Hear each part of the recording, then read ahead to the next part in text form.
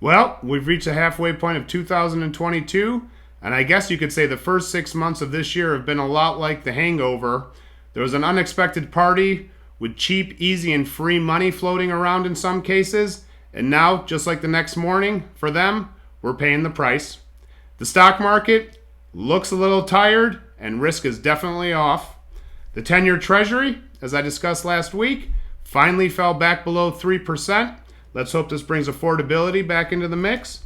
And housing, I think we should get ready for some post 4th of July fireworks with all the inventory that's going to be brought onto the market because sellers, as we talked about last week, are definitely dealing with a little bit of FOMO, fear of missing out. Welcome back to This Week in Mortgage, everybody. My name is Sam Battaglia, your mortgage broker here at Guaranteed Rate in Beverly Hills. Hope you're having a great week. All right, well, the first half of the year is over, and I just saw this on TV, so you'll probably see it on TV. This was the worst first half of the year for the stock market since 1970. 1970 is 52 years ago. That's over a half a century ago that we are reflecting this number. Just like all the other data points we're getting, historical extremes, this one is no different. But 1970 is a long time ago, 52 years ago again. And we haven't seen a worse first half of the year than this since then. Here's a little report card. The Dow Jones down 17% off its all-time high. It is on the edge of a bear market. The NASDAQ down 32% off its all-time high. Not only is it in a bear market, it actually looks like this bear is now hibernating and people are going to have a tough time waking it up to get out of bear territory. The S&P 500 down 21%. This is slightly into bear market territory. Oil is up 38% on a year-to-date basis, but as we all know, gas is up much more than that. Quick little thing about oil, I think you all know how I feel about it. Here's another thing. The oil-producing countries are referred to as cartels. I've never heard the word cartel in a positive light, and I don't think they're referring to them in a positive light, but it's an accepted term that we call them cartels.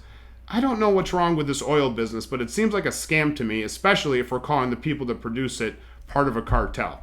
Moving on. Gold. Gold started the year at around 1800. Gold is currently sitting at around 1800. It did make a big move up throughout the year, but it's come back down. And this is an interesting note here because gold is the traditional flight to safety and quality, and it is just kind of flat right now. So it's not down, but it is flat. But that is an interesting piece. We'll see what gold does in the second half of the year. Bitcoin is down 60% year to date, down more than that on an all-time basis. But here's Bitcoin again. I don't understand it. I don't know what it's for, and that's why I love it. And that's why I think at some point it will be the big winner as a hedge of maybe a hedge of something that we know as inflation. And the all-important focus of my week, the 10-year Treasury, we started the year at around a 150 yield. That has now hit 3%, right under again. That has doubled. As you know, mortgage rates have also done something similar. So the fact that we fell down below 3 again today could be a sign of nice things to come. All right. I also want to discuss some reoccurring themes I talk about, the four horsemen of the economy and the fifth rail, the Federal Reserve. So jobs, we're going to get a June jobs report actually a week late. It's going to come out July 8th, a week from tomorrow, July 1st. They just don't have enough time to get the data ready. But I do find the job market very interesting because on one hand, I see stuff that talks about the great resignation, people quitting their jobs still. Then I turn around and I see something else about thousands of people, tens of thousands of people getting laid off. I don't know what to make of this yet, and I think we're going to get a lot of guidance from the next few jobs reports, which could set up the Fed to do or not to do something that they intend to do. But jobs are, in my opinion, the most important part of the economy, and there's a lot of conflicting information right now. So this will get figured out. Inflation, as you know, I believe inflation is transitory. If you take out the spillover, no pun intended, from oil and food into other things, I think inflation is very transitory outside of a few specialty goods.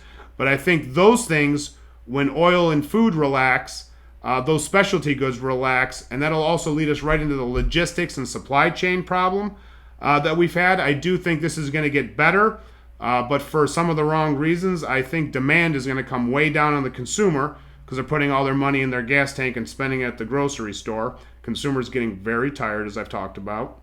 The fourth horse, Geopolitics. This war in Eastern Europe has been going on way longer than I expected, and I don't really have an understanding on why it's going on. But for that matter, geopolitics and domestic politics, as we set up for the second half of the year, I think are going to play a very large role in how the economy and consumers feel. But we'll see our domestic politics. We've got some elections coming up in November, and we'll see how that shakes out. But we definitely want to get our house in order and have the backdrop for our economy be healthy. And I think the folks in Washington need to get on the same page as everybody else.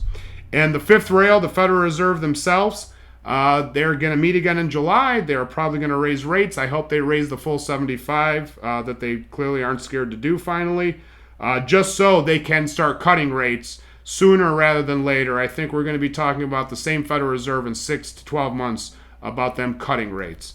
And that's how I feel. They should have went 250 basis points months ago.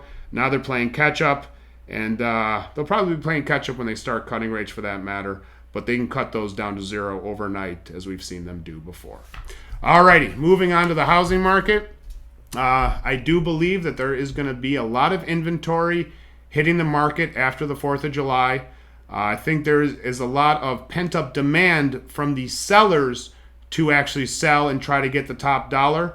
So I think, oddly enough, surprisingly enough, there's going to be a lot of inventory hitting the market next week and the week after. And I think that's going to be a very healthy thing to balance out the supply problem that we have in housing. It's not going to solve it by any means, and I'll get to that, but it will in the short term help it out.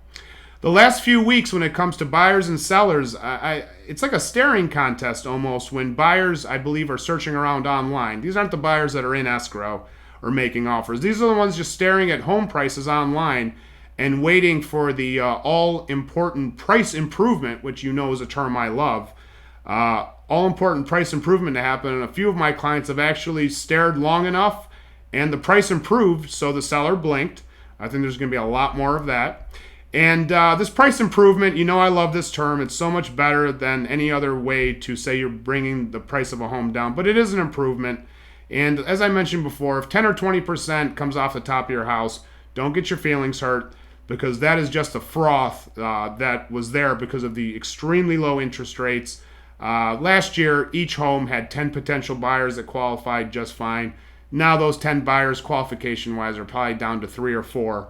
So definitely some price improvements needed, but the 3 or 4 buyers are very strong, very vetted, and the odds of them, knock wood, falling out of escrow become lower and lower every day. And I do think that we are definitely shifting in the direction of not 50-50, but a little bit closer towards a buyer's market.